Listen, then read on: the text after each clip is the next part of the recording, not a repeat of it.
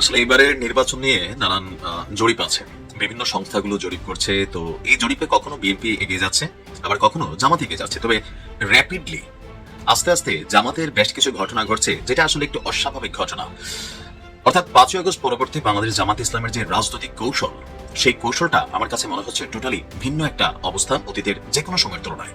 যেমন ধরেন অমুসলিম শাখা খোলা বা অমুসলিমদের মধ্যে তাদের যে জনপ্রিয়তার কি বলা হয় যে ধরেন মাপকাঠি দাঁড় করানোর চেষ্টা, এটা একেবারে আকাশ কুসুমের মতো, কেউ চিন্তাও করতে পারে নাই, কল্পনাও করতে পারে নাই। এমনকি যাকে উদ্দেশ্য করে তিনি এই বক্তব্যটি ছুড়ে দিয়েছেন তিনিও কল্পনা করতে পারেন নাই, অপ্রস্তুত হয়ে গেছেন। কারণ তিনি কখনো ভাবতেই পারেন নাই যে এরকম একটা ছক্কা হাঁকাতে পারেন শুভ্র শ্বশ্রুমণ্ডিত লোকটি। কি বলেছেন তিনি? হঠাৎ করে তারেক রহমানের উদ্দেশ্যে বলে ফেললেন যে আসুন, ব্যক্তিগত আক্রমণ নয়, কাদা ছোড়াছুরি নয়, আমরা ওপেন ডিবেট করি। ওনারাই বিএনপি দুজনে মিলে কিন্তু বিএনপি দলটা করে।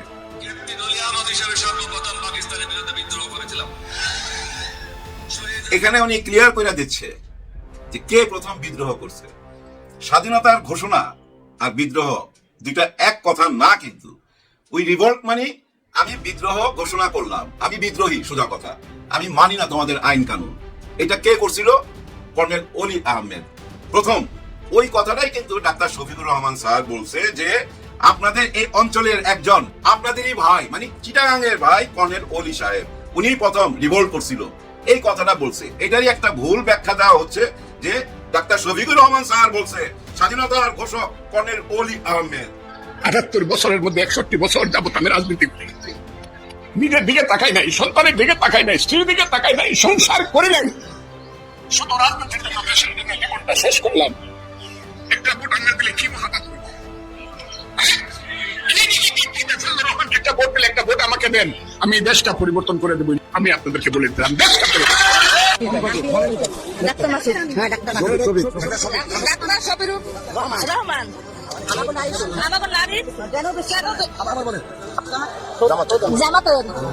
আমি শফিকুর রহমান, আমাদের বিশ্বাস বলেছে এইটা আমরা বিচার চাই। আর এইটা যদি সামনে পাইতাম তাহলে ঝাড়ু দিয়ে বাড়ি দিতাম।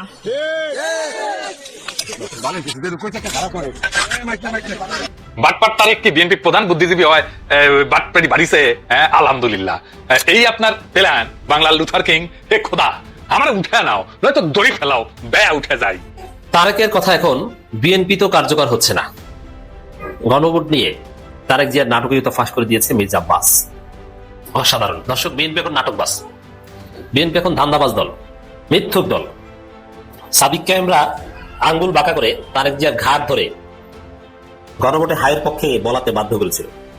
জামাতের আমি ডাক্তার শফিকুর রহমান সাহেব তো তারেক রহমানকে একটা চিপাই ফেলে দিলেন। উনি তো ডিবেটে আসবেন না, সবাই বলতেছে যে তারেক রহমান কি করে ডাক্তার শফিকুর রহমানের সাথে ডিবেটে আসবেন। তারেক রহমানের তো সেই যোগ্যতা নাই যে ডাক্তার শফিকুর রহমানের সামনে দাঁড়াতে পারবে যে পলিসি ডিবেটের মধ্যে। এখন আসলে যদি এই ডাক্তার দিয়ে ডাক্তার শফিকুর রহমান যদি আগামী এক সপ্তাহের ভিতরে তারেক রহমান ডাক্তার শফিকুর রহমানের সাথে পলিসি ডিবেটে অংশগ্রহণ না করেন, উনি যদি ওনার মতামত না দেন, তখন কিন্তু জনগণ একেবারে আগেই ধানের শীষকে পানিতে ডুবিয়ে দিবেন। মানুষ ইনসাফের ভিত্তিতে উন্নয়ন পাবে ইনশাআল্লাহ। আমরা ওই বাংলাদেশটা চাচ্ছি যেই বাংলাদেশে গত ২৪শে জুলাইয়ে বুক পেতে যুদ্ধ করা মা বোনেরা, আমাদের সন্তানেরা যেই বাংলাদেশটা কল্পনা করেছিল, স্বপ্ন দেখেছিল, ওই বাংলাদেশ করতে চায়। সেদিন কোন যুব সমাজ, আমার ছেলে মেয়েরা মিছিল করে কারো কাছে গিয়ে বলে নাই আমাদেরকে বেকার ভাতা দাও, এটা বলে নাই।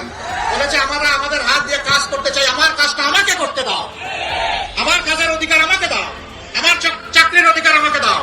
আমরা কথা দিচ্ছি ও যুব সমাজ, ও বন্ধুরা, তোমরা যে দাবি নিয়ে রাস্তায় নেমেছিলে, আল্লাহ আমাদেরকে বাঁচিয়ে রাখলে দেশবাসীর ভালোবাসায় এবং তাদের সমর্থন ভোটে আমরা যদি সরকার গঠনের সুযোগ পাই, ইনশাআল্লাহ এমন দেশ গড়ব যেটা তোমাদের হাতে তুলে দেবো।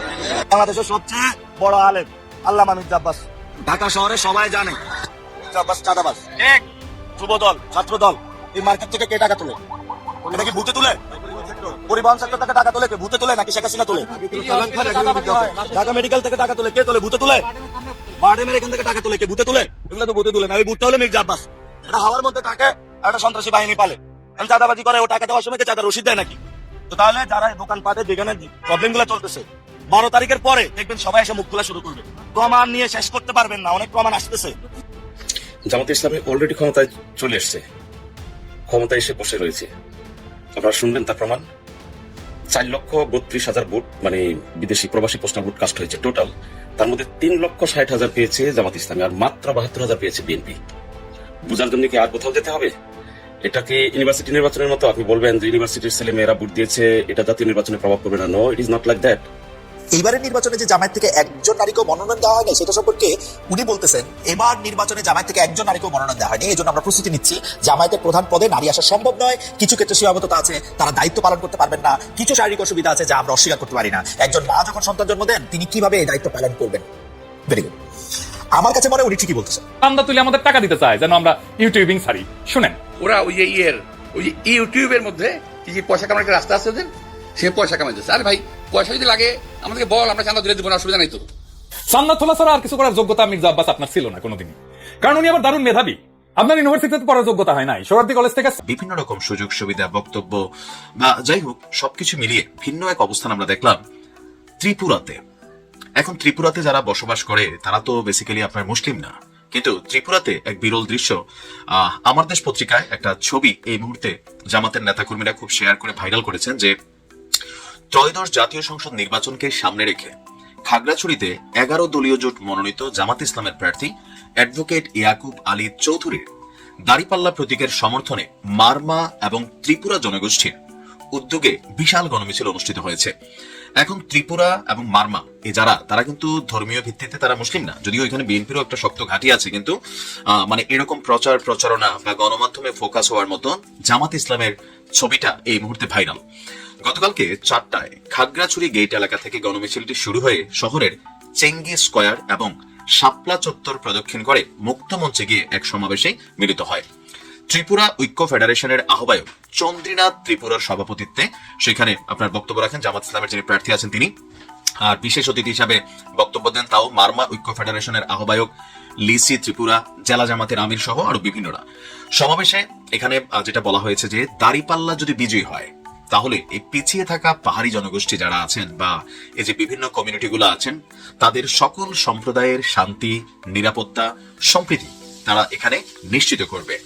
এমনকি বক্তাদের অভিযোগ যে রাজনৈতিক বক্তব্য যে 54 বছর আওয়ামী লীগ বিএনপি জাতীয় পার্টি ক্ষমতায় থাকার পরেও পাহাড়ে আসলে শান্তি ফিরে আসেনি। সো এই শান্তির দায়িত্বটা জামাত ইসলাম নিতে চায়। যারা এখানে খেটে খাওয়া পাহাড়ি জনগোষ্ঠী আছে তাদের কল্যাণে, বিশেষ করে আপনার আমার কাছে মনে হয় এখানে পানির যে সমস্যা, শিক্ষার সমস্যা, পাহাড়ি যে বিভিন্ন সন্ত্রাসী গোষ্ঠী আছে যে সামান্য কিছুতে পাহাড়ি সমতলের মধ্যে ঝগড়া টগড়া লাগাই দেয়। তো জামাত ইসলামের নেতারা বলছেন যে তারা যদি ক্ষমতায় যায়, দাঁড়িপাল্লায় ক্ষমতায় যায়, তাহলে পাহাড়কে শান্ত করা হবে। এমনকি তারা সেখানে তাদের নিজস্ব যে ইফোর্ট আছে সর্বোচ্চটা তারা সেখানে দিবেন পাহাড়কে শান্ত করতে। এখন বাংলাদেশের মানুষের মধ্যে একটা পারসেপশন কাজ করে যাচ্ছে এবারের নির্বাচন, এটা খুবই কমন যে ধরেন পিছিয়ে পড়া যে জনগোষ্ঠীগুলো আছে তাদের মধ্যে একটা রিয়েকশন তৈরি হচ্ছে কোনটা, যে ঠিকই তো এত বছর আওয়ামী লীগ গেল, বিএনপি গেল, জাতীয় পার্টি গেল, আমাদের তো ভাগ্যের পরিবর্তন হলো না, এইবার তো চেষ্টা করে দেখি। আপনি দেখবেন যে জামাতের নির্বাচনী প্রচারণার একটা বড় লাইন থাকে এরকম, সব দেখেছি বারবার জামাত ইসলাম এইবার। তো মানুষের মধ্যে হচ্ছে কি যে জামাত যেহেতু এককভাবে কখনো ক্ষমতায় আসে নাই, তো সেই জায়গা থেকে একটা পারসেপশন কিন্তু ভোটের মাঠে কাজ করে যাচ্ছে। আর বিশেষ করে আমার কাছে মনে হয় সাদিক কায়েমের যে এলাকা, এই পাহাড়ি এলাকার সন্তানই কিন্তু সাদিক কায়েম থেকে শুরু করে ছাত্র শিবিরে ডাকসুতে বড় বড় পদ পাওয়া অনেক পোলাপাইন এই পাহাড়ি গোষ্ঠী থেকে কিন্তু উঠে আসছে এবং এদের ট্রেনিং, এদের লাইফস্টাইল ওইখান থেকে এদেরকে গড়ে তুলে আনা হয়েছে। সো দৃশ্য তো আপনার কাছে মনে হবে যে পাহাড়ে কিভাবে জামাতের এই বিশাল সাপোর্টিং তৈরি হচ্ছে, বাট ব্যাকগ্রাউন্ডে তারা কি বলা যায় গ্রাস ওয়ার্ক কিন্তু তাদের আছে। দেখা যাক কি হয়। আসলে যত বড় সমর্থন তত বড় যে ভোট তাও না, কারণ বাংলাদেশে যেটা হয় নির্বাচনের আগের দিন বিরিয়ানি খায় হাজার হাজার মানুষ, ভোট পরে পরের দিন 200, এরকমও কিন্তু বাংলাদেশে ঘটে। এখন সময় বলে দেবে কি হতে যাচ্ছে। আসসালামু আলাইকুম। এটা একেবারে আকাশ কুসুমের মতো, কেউ চিন্তাও করতে পারে নাই, কল্পনাও করতে পারে নাই। এমনকি যাকে উদ্দেশ্য করে তিনি এই বক্তব্যটি ছুড়ে দিয়েছেন তিনিও কল্পনা করতে পারেন নাই, অপ্রস্তুত হয়ে গেছেন। কারণ তিনি কখনো ভাবতেই পারেন নাই যে এরকম একটা ছক্কা হাঁকাতে পারেন শুভ্র শ্বশ্রুমণ্ডিত লোকটি। কি বলেছেন তিনি? হঠাৎ করে তারেক রহমানের উদ্দেশ্যে বলে ফেললেন যে আসুন ব্যক্তিগত আক্রমণ নয়, কাদা ছোড়াছুরি নয়, আমরা ওপেন ডিবেট করি।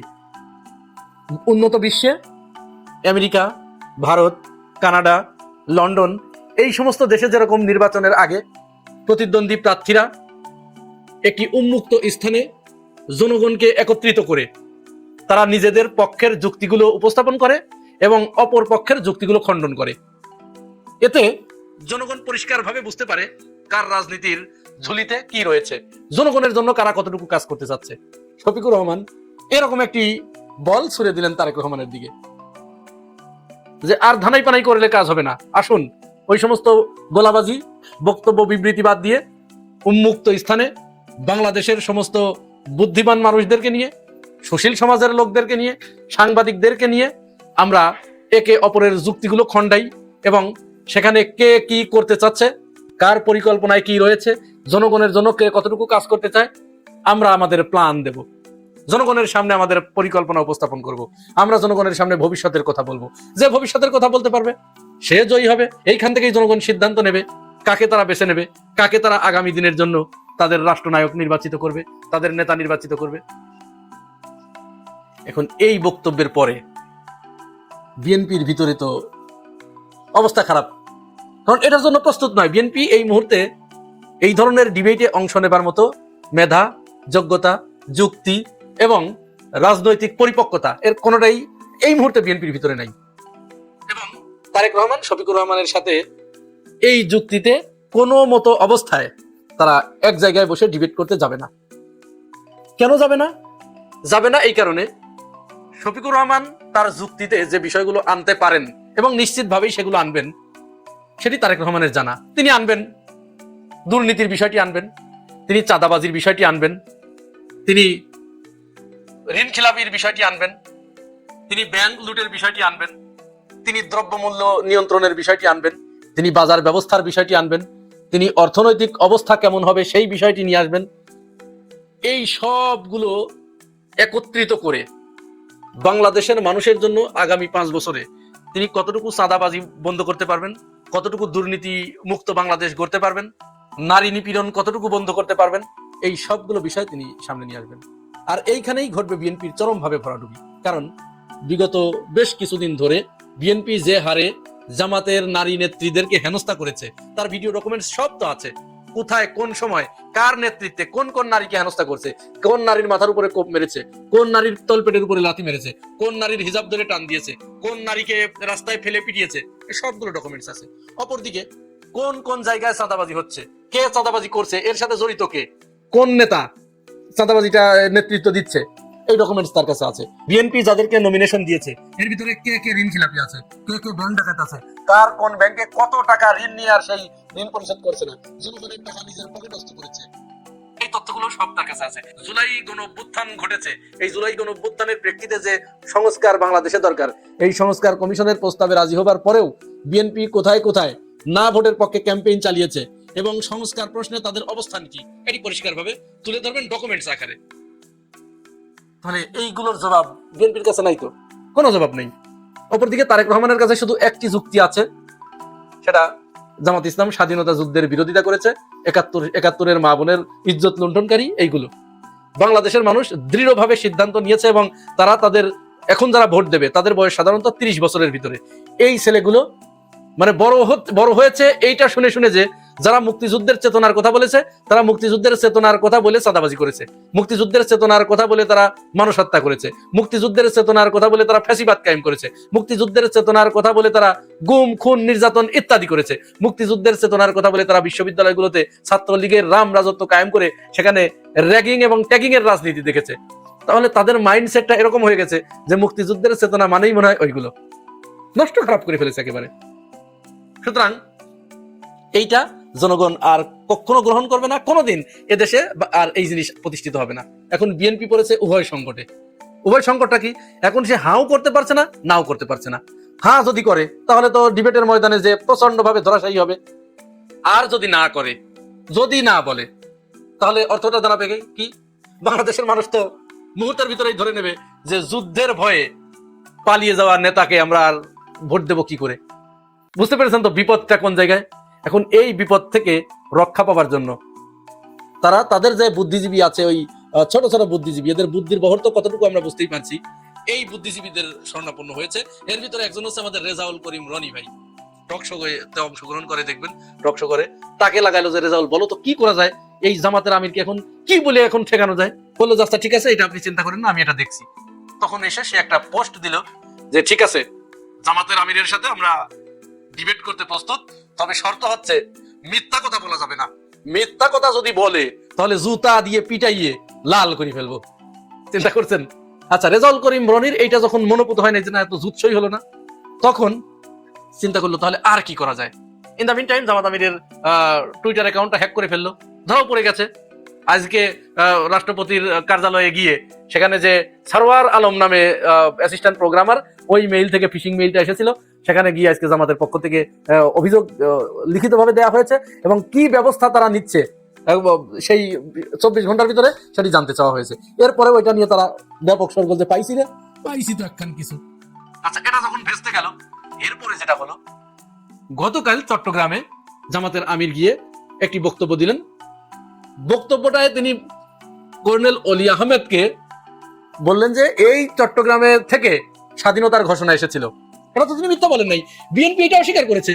তাহলে বিএনপি এটা যদি অস্বীকার করে, চট্টগ্রাম থেকে, জামাত আমির বললেন যে এই চট্টগ্রাম থেকে স্বাধীনতার ঘোষণা এসেছিল, এইটা যদি বিএনপি অস্বীকার করে, তাহলে তো শেখ হাসিনা যা বলেছিল তাই, জিয়াউর রহমান স্বাধীনতার ঘোষক নয়।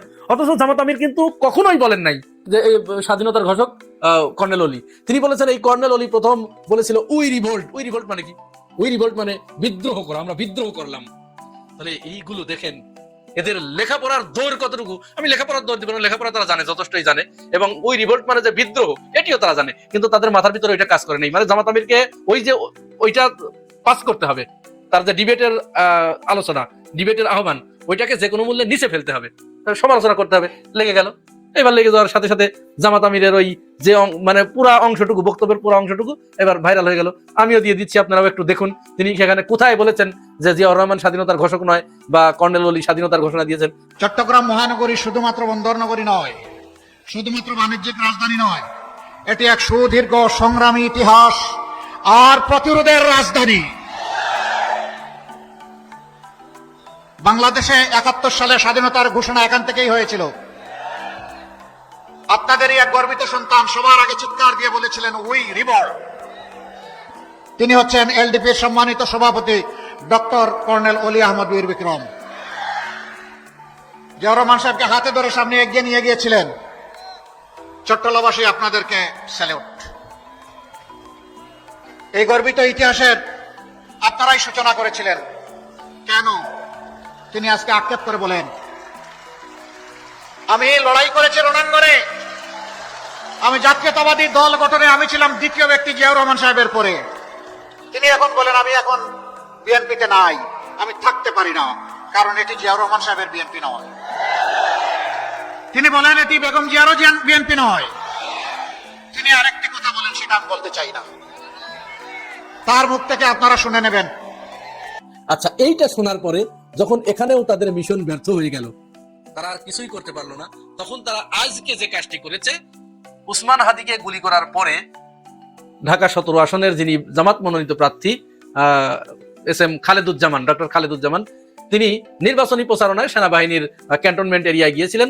সেখানে তাকে ঢুকতে দেওয়া হয় নাই গানম্যান সহ। এটা অবশ্যই সেনাবাহিনীর একটা নিয়ম আছে, কারণ অস্ত্র নিয়ে ক্যান্টনমেন্টের ভিতরে অন্য কেউ ঢুকবে, এটি এই সমর্থন করি না আমরা, তাদের যেহেতু এটা নিয়ম। তো খালেদুজ্জামান সেখানে একটু বাগবিতণ্ডায় জড়িয়েছে অপেক্ষাকৃত নিচের দিকের সৈনিকদের সাথে। খালেদুজ্জামানের যে পজিশন, সেই পজিশনে থেকে সৈনিকদের সাথে তার বাগবিতণ্ডায় জড়ানো, এটি মোটেই ঠিক হয় নাই, এটা তিনি ভালো কাজ করেন নাই। এই ঘটনা তাহলে কতদিনের? আজ থেকে প্রায় 1 বছর পরে। এই ঘটনার পরে খালেদুজ্জামান সেনাবাহিনীর কাছে প্রকাশ্যে তিনি ক্ষমা চেয়েছেন, তার সেই ভিডিও আছে, ক্ষমা যে চেয়েছেন এবং সেটা সেটেলমেন্ট হয়ে গেছে। এখন আজকে বিএনপির মিডিয়া কর্মী জুলকারনাইন শায়ের, বিশিষ্ট বিএনপির অ্যাক্টিভিস্ট, তিনি এই ভিডিওটা আজকে ছেড়ে দিয়েছেন সেনাবাহিনীকে খেপিয়ে তোলার জন্য। এখন এখানে গুরুত্বপূর্ণ একটা প্রশ্ন কিন্তু থেকে যায় যে সেনাবাহিনীর বডি ক্যামেরায় ধারণকৃত ওই ভিডিও জুলকারনাইন শায়ের কাছে গেল কি করে? ওনারাই বিএনপি দুজনে মিলে কিন্তু বিএনপি দলটা করে। সর্বপ্রথম পাকিস্তানের বিরুদ্ধে বিদ্রোহ করেছিলাম। এখানে উনি ক্লিয়ার করে দিচ্ছে যে কে প্রথম বিদ্রোহ করছে।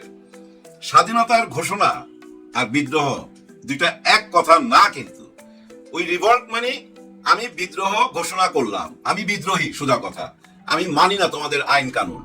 এটা কে করছিল? কর্নেল অলি আহমেদ প্রথম। ওই কথাটাই কিন্তু ডাক্তার শফিকুর রহমান স্যার বলছে যে আপনাদের এই অঞ্চলের একজন আপনাদেরই ভাই, মানে চিটাগাং এর ভাই কর্নেল অলি সাহেব, উনি প্রথম রিভোল্ট করছিল।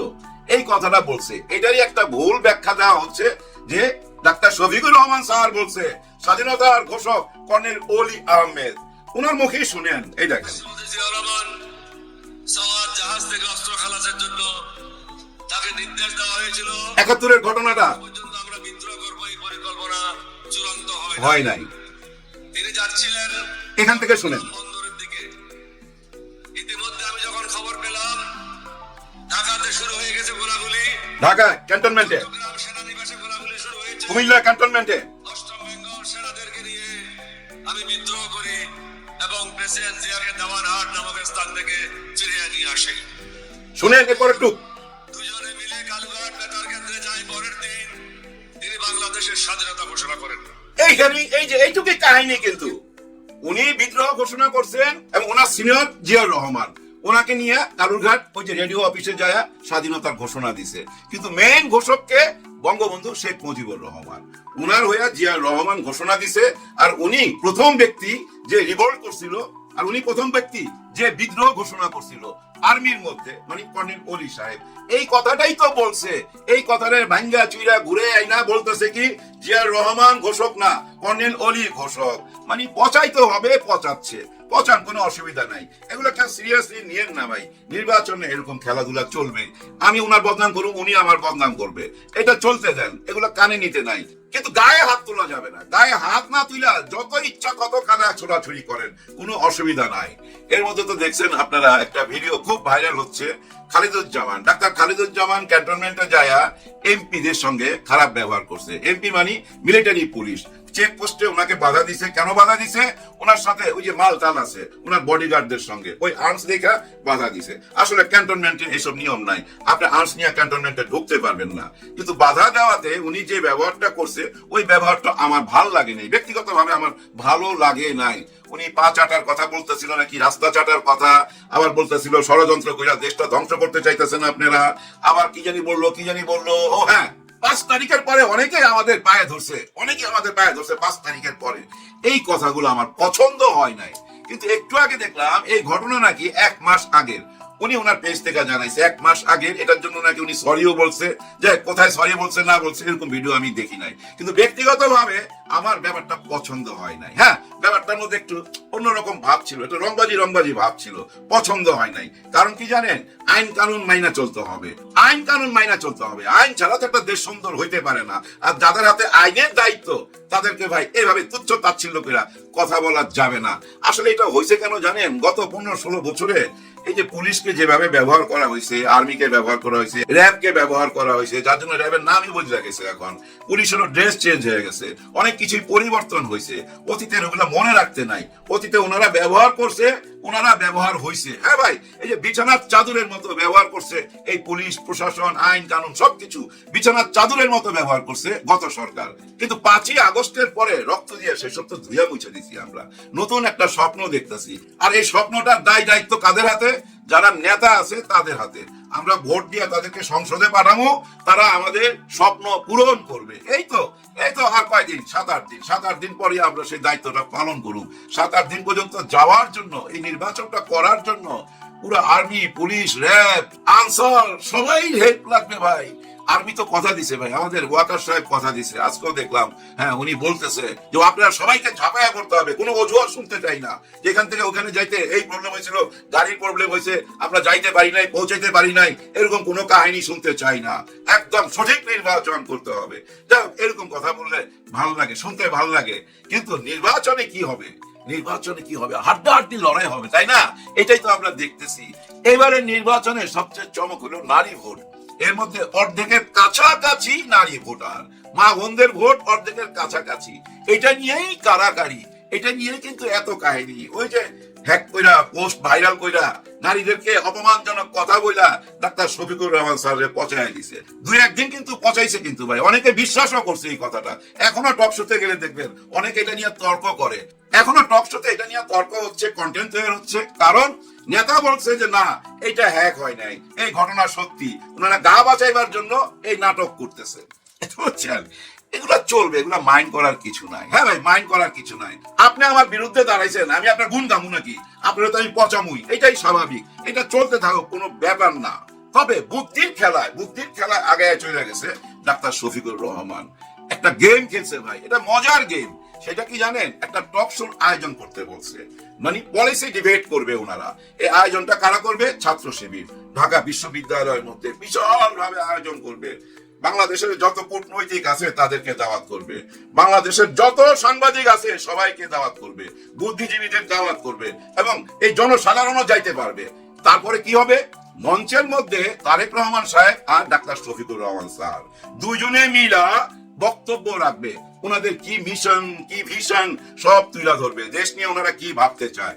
একজন আরেকজনকে প্রশ্ন করতে পারবে। হ্যাঁ ভাই, একজন আরেকজনকে যখনই প্রশ্ন করার সুযোগটা আসবে, ওই তখনই দেখবেন এই যে ডাক্তার শফিকুর রহমান স্যার এমন এমন প্রশ্ন তুলে নিয়ে আসবে যেটা জবাব দেওয়া কঠিন হয়ে যাবে। হ্যাঁ ভাই, অতীতের অনেক কিছুই টাইনা নিয়ে আসবে। অতীতে কি কি ঘটছে এগুলো আর আমি রিপিট করতে চাই না, আপনারা সবাই জানেন।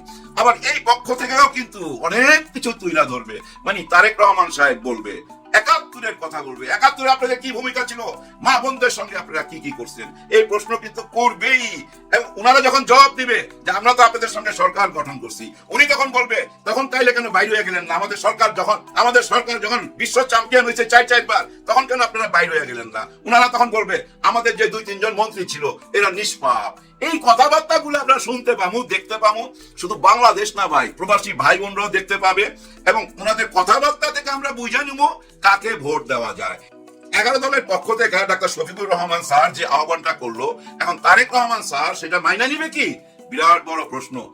আমার মনে হয় মাইনা নিতে পারে, কিন্তু আমাকে যদি ব্যক্তিগতভাবে জিজ্ঞাসা করেন আপনার পরামর্শ কি, আমি বলবো না, মাইনা নিয়েন না। কিন্তু উনি মাইনা নিতে পারে, কারণ কি জানেন? এই যে পলিসি ডিবেটটা, এটা কিন্তু আমাদের দেশের কালচারে নাই। এই যে গত 54 বছর যত নির্বাচন দেখছেন, এরকম কোন ঘটনা আমাদের চোখে পড়ছে না। কিন্তু আপনি যুক্তরাষ্ট্রের দিকে তাকান, যুক্তরাজ্যের দিকে তাকান, ওইখানে এইসব পলিসি ডিবেট হয়। নির্বাচনের ঠিক কয়েকদিন আগেই এরকম ডিবেট হয়, সারা দেশের মানুষ দেখে। ওই কালচার থেকেই তো আসছে, লন্ডন থেকে আসছে না তারেক রহমান সাহেব? ওই কালচারের ভিতর দিয়েই তো আসছে। যার জন্য আমার মনে হয় মাইনা নিতে পারে, কিন্তু মাইনা নিলেই কিন্তু একটা ফাঁদে পড়া যাবে। হ্যাঁ ভাই, ফাঁদে পড়া যাবে। কারণ কি জানেন ভাই, একটু ব্যাখ্যা দেই। তারেক রহমান সাহেব গত 17 বছর একটি ঘরে বৈশা একটি ক্যামেরার সামনে এই দেশের সাথে যোগাযোগ রাখছে, সব খবরই রাখছে, কিন্তু ওই ক্যামেরার মাধ্যমে। আর ডাক্তার শফিকুর রহমান উনি কিন্তু মাঠ পর্যায়ে ছিল। উনি জেলে গেছে, বাইর হয়েছে, আদালত পাড়ায় গেছে, আবার বাইর হয়েছে, নিজেকে লুকায় রাখছে, গুপ্ত করছে। এইভাবে রাজনীতি কইরা কইরা এইভাবেই আজকে এই অবস্থায় আসছে, একদম ঘাড়ের কাছে নিঃশ্বাস ফেলতেছে, তাই না? যার জন্য এই ওপেন টক শোর আয়োজন করার আহ্বান জানাইছে ডাক্তার শফিকুর রহমান। এটা কিন্তু বিদেশি কালচার। ওই বিদেশি কালচারটা দেখেন বাংলাদেশে উনি আমদানি করলো, ধইরা নেন। এখন দেখা যাক উনি রাজি হবে কিনা, কিন্তু আমি বলবো রাজি হয়েন না ভাই, রাজি হয়েন না। দেখেন, আমার মনে হয় রয়টার বা বিদেশি একটি পত্রিকা যখন তারেক রহমান সাহেব সাক্ষাৎকার দেয়, উনি নিজেই বলছে যে আমি বলতে পারি কম, আমি মাঠ গরম করতে পারি কম, কিন্তু আমি ভাবতে পারি, পড়তে পারি, লিখতে পারি, ধীরে ধীরে কথা বলতে পারি। মাঠ গরম করতে পারে না। কিন্তু ওই যে টক শো বা ওই যে পলিসি ডিবেট, এখানে তো ভাই যে গরম করতে পারবে জয় তারই হবে। কিন্তু ডাক্তার শফিকুর রহমান তো রোদে পোড়া মানুষ, জুলুম সহ্য করা মানুষ, জালিমদের জুলুম সহ্য করা, ওই জালিমদেরকে খেদায়া, ওই জালিমদেরকে দিল্লি পাঠায়া এখন ওনাকে আহ্বান করতেছে, আসো আমরা টক শো করি, আসো আমরা পলিসি ডিবেট করি। এটা একটা বিরাট ফান।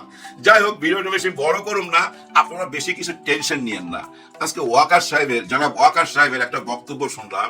উনি সোজাসাজি বলছে নির্বাচন ভালো হবে, কোনো দুশ্চিন্তার কারণ নাই। আর্মি, বিমান বাহিনী, সব বাহিনী, পুলিশ, র্যাব, আনসার, সবাই নাম নিয়ে উনি বলছে যে সবাই আপনাদের পাশে থাকবে, মানে আমাদেরকে একটা ভরসা দিছে। এবং আর্মি ভাইদেরকে সবাইকে বলছে কোনো অজুহাত চলবে না। হ্যাঁ ভাই, কোনো অজুহাত শুনবো না। এক এলাকা থেকে আরেক এলাকা যাইতে কেন দেরি হলো মাঝখানে, এই অজুহাত শুনতে চাই না। যে কোনো ভাবেই হোক ওইখানে পৌঁছাইতে হবে যেখান থেকে কোনো কল আসবে, এরকম কথা বলছে। যে ভরসা করতে চাই, স্বপ্ন দেখতে চাই।